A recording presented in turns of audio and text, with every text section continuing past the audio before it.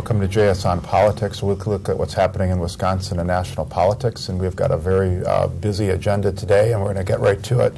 So the presidential picture got a little clearer with New York's results, maybe. We'll look ahead at Tuesday's primaries.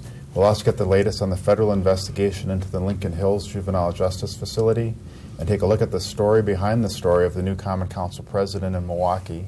We'll also launch our new weekly feature, our winners and losers of the week. And of course, we'll take some viewer questions, so please send those in. But let's get started with our panel today. We've got Dan Weiss, our Watchdog columnist, Mary Spikuza, one of our political reporters. So let's talk presidential politics. Tuesday was big wins, kind of for the front runners. So it's right. kind of flipped the script from Wisconsin a week prior, or 2 weeks prior.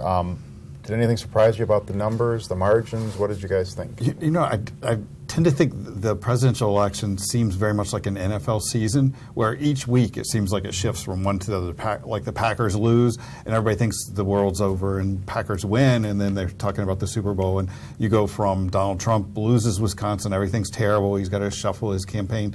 But then he kills in New York, and actually the margin of victory, I think, was bigger than what we expected. And Cruz's performance was worse than most people have thought. So should we look at it more like a baseball season and a big picture? What's becoming a baseball season. Games, What did you think, Mary, of the margins? Yeah, I was not surprised that Hillary and Trump won, but I was a bit surprised that they won by so big. I don't think that Cruz's New York value slam helped him at all in New York. He obviously is not exactly the candidate you would think of when you would think of who would New Yorkers back. So I think all of those things helped him do worse than he could have. I said repeatedly that Cruz is not a great fit for Wisconsin, but he's obviously an even worse fit for New York. To lose New York, but down in South Carolina, that was his argument down there, that he's not one of us in South Carolina. Right, and there was a precinct in which Ben Carson beat him, so you're obviously not connecting if that's happening. But actually the turnout wasn't particularly good either compared to Wisconsin, where we had record turnout. There, the turnout was terrible. Yeah. It seemed the narrative did shift a little bit in terms of the coverage on Trump, that it's seeming maybe even more likely he could get the number needed, and that this contested convention is a little less likely, perhaps, given his margin in New York, because Cruz didn't get any delegates, right? But it does now shift to Pennsylvania, which is coming up on Tuesday, where you've got some quirky rules about delegates. And the New York Times, their tracking of delegates and so forth suggests that if everything goes as planned, he'll be about 50 delegates short. And it depends on how these 54 delegates in Pennsylvania, who they line up with, because they can choose whichever candidate they want to go with. Right. Well, let's take a look at that list of the primaries that are upcoming. So Tuesday we've got a little round of Connecticut, Delaware, Maryland, Pennsylvania, Rhode Island, very East Coast flavor, Pennsylvania being the biggest, then Indiana stands alone, and then we kind of rapidly go through other states, some only on one side or the other, till it ends June 7th with the big day, California, the big prize, and a lot of other states at stake, including New Jersey. But looking just at Tuesday, do you see any chance, Mary, for either Bernie Sanders or Ted Cruz to break through? Because those are states that would seem to be more in the flavor of New York. Yeah, I would be surprised if Cruz does really well in Pennsylvania. I guess I've been surprised before, but I don't know that Trump will do as well as he did in New York, but I would be surprised if Cruz really hits it out of the park there. Trump's been running about 9 or 10 points ahead in Pennsylvania. But I think for Cruz, his focus, even though he's visiting some of these other states, the smaller states next week, I think his focus, again, moves to the Midwest, to Indiana and Nebraska on May 3rd and May 10th, where he'll hope to duplicate what he did here in those two states. Yeah, let's talk briefly about some of the other aspects of the campaign there. So Trump, part of the discussion has been, is he going to become more presidential, drop the lion Ted and crooked Hillary? So he didn't one day, in his victory speech, he didn't use lion Ted, and then he was back to lion Ted. He's going to put out these policy speeches and use a teleprompter. Does he need to do that, or do you need Trump to be Trump if he's going to keep running? We had this discussion about how important Wisconsin was. Well, it did seem to be important to his campaign. He shuffled staff. He hired Rick Riley. He hired some other people. And he sat down with the New York Times and gave this much more, the story says humble, but it's not really humble. It's still Trump. And he still ends the interview by saying, people vote for me because I win, because I always win, and that's what I am, a winner. But he ends it by saying, knock on wood. So I guess that's the kinder, gentler side of it. That's the hedging. That's the presidential part of Donald Trump. And he actually did knock on wood. But the funny thing is, I mean, he is still who he is, and that's not going to change. But I think he's going to try to mute it a little bit. Yeah. What about, we had Scott Walker this week saying, kind of begrudgingly, I guess, yeah, I guess I would endorse Donald Trump if he's the nominee. That certainly wasn't, I mean, he's been a Ted Cruz guy and a non-Trump guy. We've both been there when we've asked the question, are you going to support Trump if he's the nominee? Answered it this way, though, right? I mean you were there in March when he kept saying it's a long way away, still a lot could happen, it's unclear who the nominee is going to be, we'll deal with that closer to the convention. And, he had in that original debate said that he would support the Republican nominee, whoever it is, but had not been able to say, even if that's Trump. And I don't think he's been able to say Trump's name as I will support Donald Trump as the nominee. Yesterday I asked him, he said, I'll support the nominee. And I said, even if it's Trump? And he goes, yeah. But then again, he still didn't mention him by name, and he said, so it's like Voldemort in the Harry Potter books or something. He shall not be named. Right? Yes. Well, I mean, you have to remember when Trump came here, he was not a nice guy to Walker, suggesting his reforms weren't reforms, but had done damage to the state. And he also, what did he say? He sent him packing like a little boy. He was the one who took him out of the race. He made fun of his motorcycle outfits and saying how he was So you expect Democrats to say that sort of stuff, but you don't really expect Republicans. And I think Trump tried to pull back a little bit on that afterwards by saying that he might consider him for vice president. I don't think that's real, but I think that was an olive branch. Yeah. Again, the kinder, gentler olive branch, which he might then use to swat the governor. So we never which know. Seemed to surprise the governor as much as any of us. All right, let's talk really briefly. Paul Ryan. So he's not running for president. We made that clear. Saturday Night Live is spoofing him on it already. And he gets a Colbert. But he's in Kenosha tomorrow, right, to talk about poverty and giving a bigger policy kind of speech. What's he up to? Do you have any guesses? I mean, what is his end game? It's funny because he does these events. He's talking about poverty and opportunities for people, which seems like a very kind of presidential. He's talking about the American dream. It seems like a very presidential topic to talk about when you're not running for president, but maybe he's just trying to show that he is focused on his work and taking the high road. I think it's a case of do you watch what he says or do you watch what he does? And he keeps on saying, and he had the big announcement that I don't want to be the nominee, I won't accept it, but yet he's taken this path where he lays out what the conservative agenda should be. He then chides the candidates, Republican candidates, for the tone of the campaign, and now he's developing this agenda and moving forward with it. I mean, what is his end game? I don't think it's very clear. Kind of he's from the Jack Kemp kind of school too, of taking a different vantage point than some of the others in the party on. But it's a very different role for a House Speaker. House Speakers are usually nuts and bolts guys who are responsible for getting the numbers together. He's instead using the position to create a platform for what he thinks America should be and what the Republicans should be standing for. All right. Well, we're going to turn now to the state level and go to this tape segment here for an update on the Lincoln Hills situation. We're joined now by Jason Stein, one of our Madison Bureau reporters, to give us an update on the situation at Lincoln Hills. This, of course, is the Juvenile Justice Center in northern Wisconsin that's under federal examination right now. The latest headlines have been about shortages of staffing and other issues. Can you give us the latest, Jason? Sure. We've had some updates in recent days where we talk about chronic staffing shortages at Lincoln Hills School for Boys and Copper Lake School for Girls.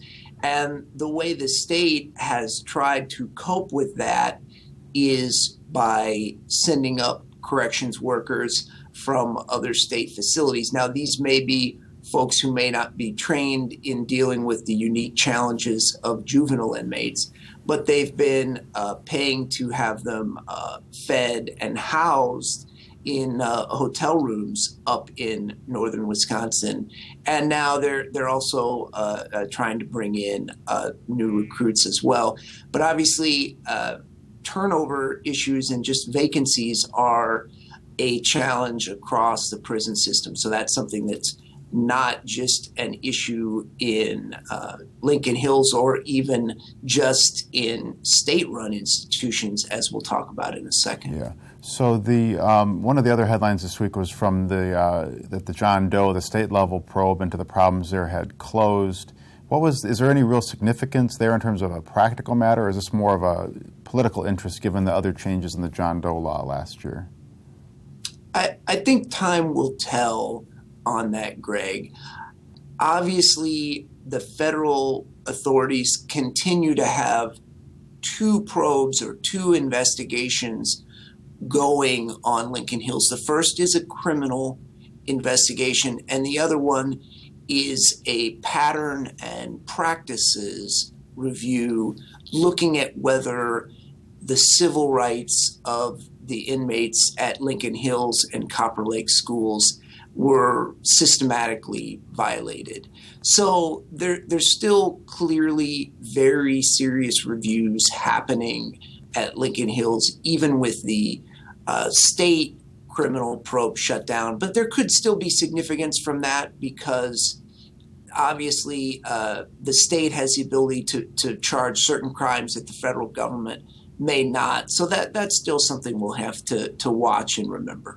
All right, let's talk about that. The federal probe, as you noted, it's going on in sort of two tracks. So is there any timetable on this or an end game that can be seen in terms of ultimately federal oversight, or where do you think this thing is headed?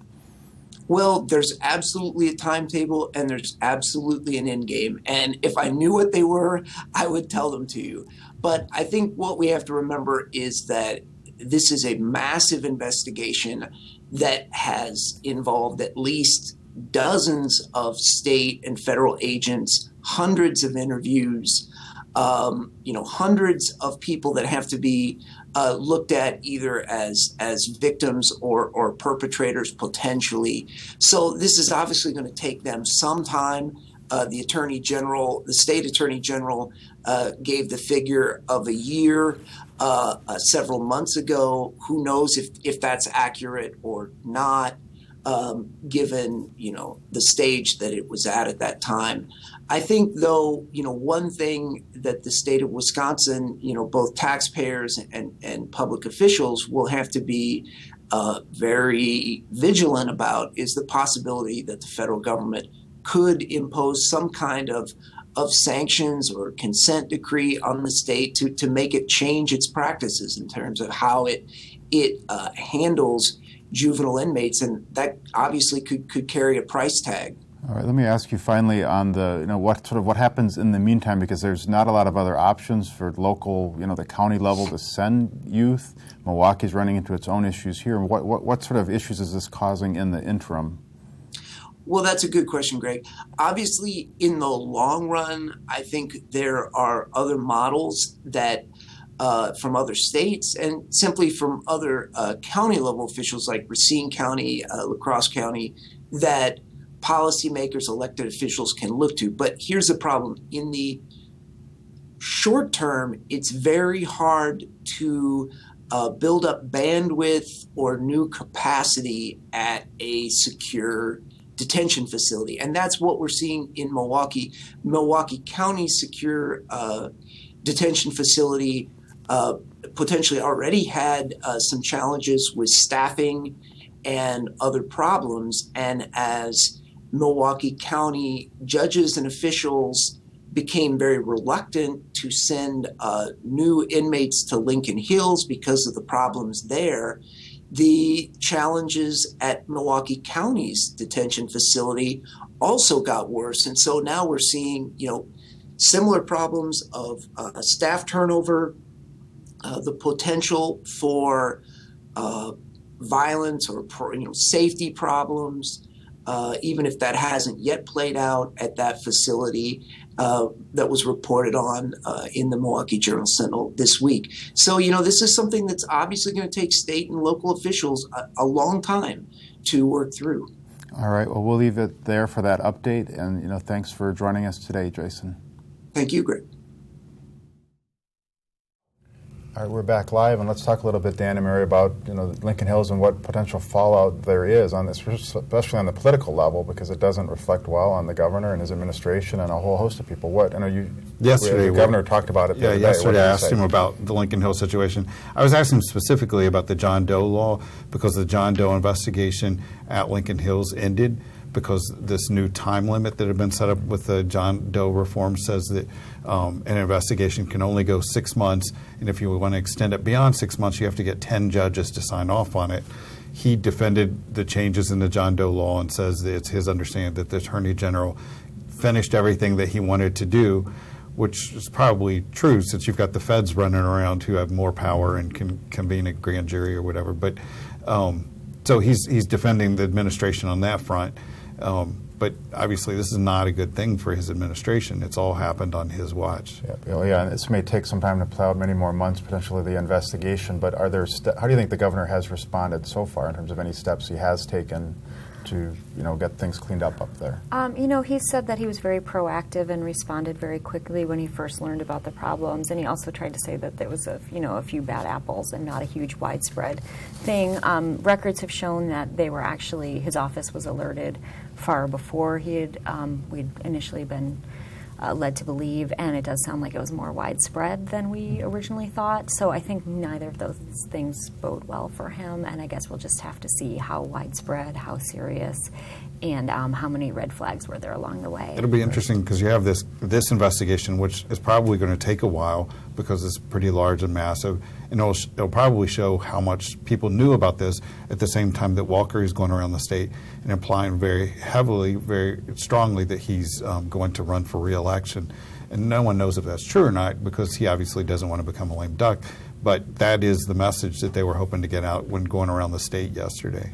All right, well, let's shift now to local elections and the Milwaukee Common Council, where, as we sort of anticipated on this show, there was a showdown. I mean, the 15-0 vote notwithstanding for Common Council President.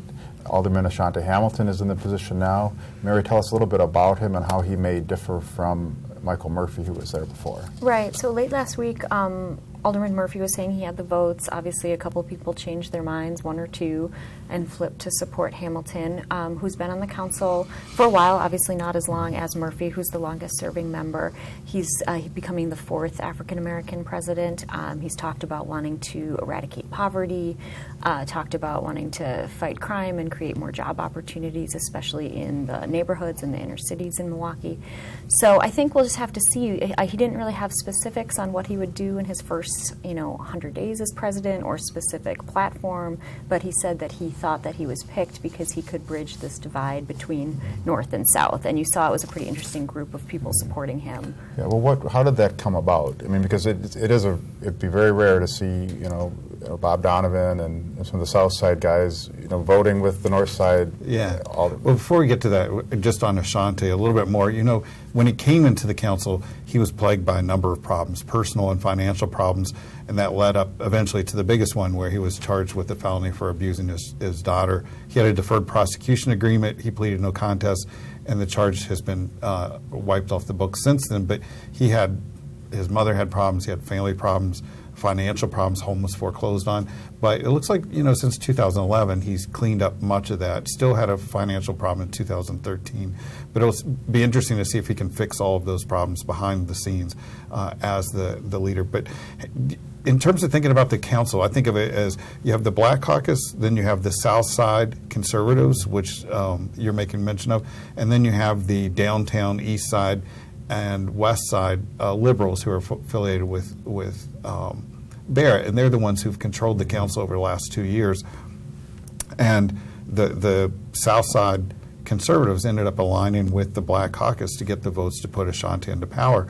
The question is, how long will this alliance remain? Yeah, how did it happen? Those things don't just happen by accident, right? I mean, is there some deals that were cut, or how does it how's it turn Yeah, out? to so get President Hamilton, as he was speaking on the floor, thanked Tony Zelensky for taking the lead to bring these different coalitions together. And Tony's with the Southside Conservatives. Right, and he was obviously a longtime politician. He was on the board, the county board, now he's on the city.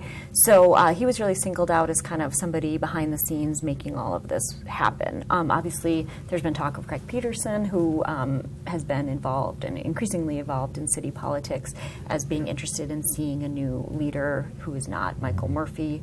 I think a lot of people felt like Michael Murphy works very, very closely with the mayor, which is not necessarily a bad thing unless you don't like what the mayor's doing or think he has too much power. But there was Peterson concern. He was one of your losers after the election, right? And is he now? Well, but he does emerge as. I mean, he doesn't have He doesn't have the majority of candidates. Most of his candidates who were first-time candidates lost. But there was. I mean, what seems to be the trigger is that some of the liberals, and in particular Kovac, helped support candidates against those South Side candidates, and the South Side candidates emerged. It was close, like in Donovan's case, where he just barely beat Justin Belinsky, but he wins, and so those individuals were eager to cut an alliance with the Black Caucus to take control and to move the Murphy team and out. Kovac he's seen as real close to Murphy, right? Right. He's Murphy's choice as finance committee chairman. Right, which he probably will not be when they announce the committee assignments. Definitely not. Yeah. Right. But he could maybe imagine Tony Zelensky in that role because Possibly, that'd be a good, I mean, reward. you do. for The big question is, how long does this alliance remain in place? Because the priorities and perspectives of the Black Caucus and the Southside conservatives are very different. Both are focused on crime, but like Bob Donovan every year wants to hire 200 more It's cops. a completely different perspective on how they want to tackle crime. and How they want to tackle Right. crime and what happens. Or reactions to officer-involved shootings are going to obviously be very different, so it'll be interesting to see how long this alliance lasts. Right, you wrote this week, Dan, about two of the aldermen, Right. I guess former aldermen now, and Joe Davis, who didn't, seek re-election. And where did they go after the mayor's race? And, I don't know. Yeah, I mean, no one likes a loser, and no one likes a sore loser. But after Joe Davis finished a disappointing third in February in the mayoral primary, he pretty much disappeared. He attended a total of 3 meetings, but from that point on, he had 19 that he was supposed to go to. He made it to 3, and you have to remember he's being paid $75,000 a year, but he didn't respond to anything. I know he went to South Africa for a week or two. He visited South Africa on the city's dime a couple of times. And I know his wife is from there, but he didn't explain why he was there, why he missed the meetings, and his excuses to the Common Council just simply said, I'm going to be gone. Bob Donovan, who finished second and eventually loses to Mayor Barrett in the mayoral contest, also made it to just about half his meetings since the primary, and he says part of that was that he had a lot of stuff to do running for mayor, running for re-election to the council, and that he had some personal issues that he was dealing with.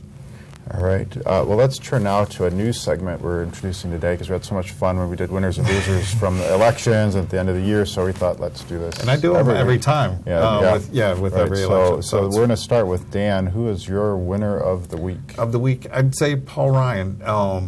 Paul has announced he's gotten more publicity for saying he's not running for an office than just about anybody. He's probably getting more publicity by saying he doesn't want to be president than Scott Walker got by saying he did want to be president. All right, that's a good strategic move there. I mean, he's up on Colbert, he Right. ends up on Saturday Night Live, and he's giving this major speech tomorrow. I mean, how did he do on Colbert? Because that's always a test when can you be glib enough and it's a little bit self-effacing tough, enough, but it was self-deprecating? scripted, obviously, and it looked like he was reading some of the lines at the very end. But it was good, fun, and if you're playing along with Colbert, it should turn out okay. All right, and Mary, who is your winner of the week? I would say, I have a couple. There's birthday boy Dan Bice, and then I would also say Ashanti Hamilton, who obviously came out the president of the Common Council.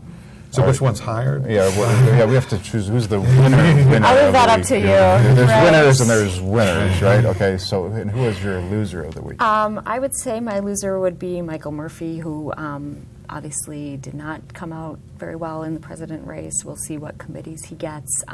He was a gracious loser, I would say, so I think that will serve him well.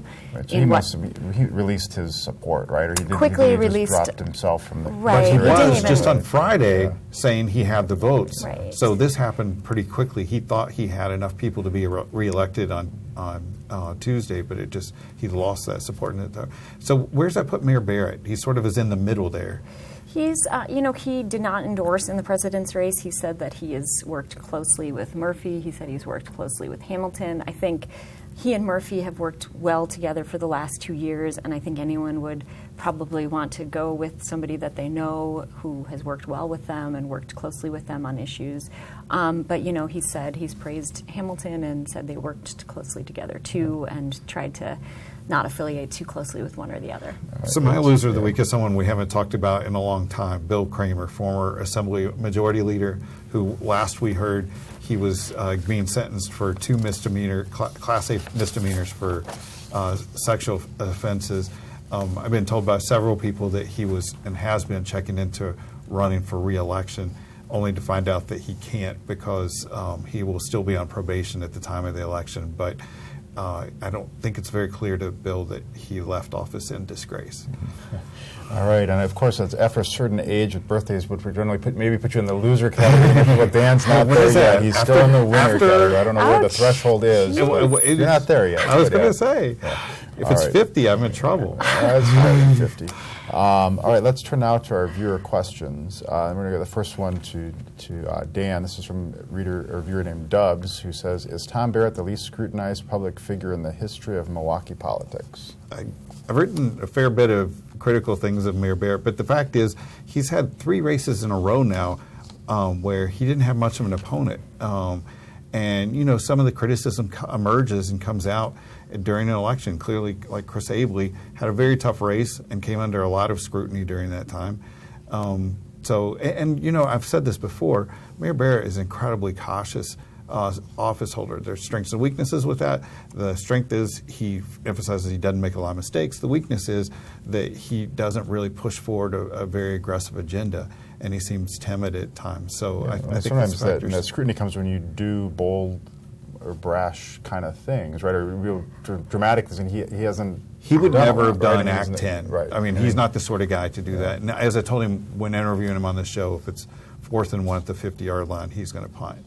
Maybe on 3rd down he'd punt. I mean, he's just that cautious. I would say that also scrutiny comes from having a very tough opponent, a very close race, a well-funded opponent, attack ads going against you, and he did not have that this time We around. thought maybe Donovan would, but Donovan was imploding the entire 2 months, so that just didn't happen. Yeah. All right, so this is a question I'll throw to Mary from Jimmy, and the question is, so what happens to Alderman Murphy now? Can you say Utilities and Licenses Committee? And of course, that's not the most popular one. As someone who covered many of those meetings, and they last could go to Kovac. I don't know. But what do you think he's going to do? I mean, he's the veteran senior person on the council. He is. I don't think that he will have the worst committee assignments that could go to Kovac. I don't think people dislike Murphy. No, I don't think like so. They dislike Kovac. I think that is true. I think that there are people who probably felt like Kovac had too much power and wanted to see him taken down a few notches, and I would not be surprised if he does not get the plushiest office, the plushiest committee assignment. I think Murphy, he's the longest serving member. He's been there since '89. I don't know that he's burned that many bridges. We'll just have to see.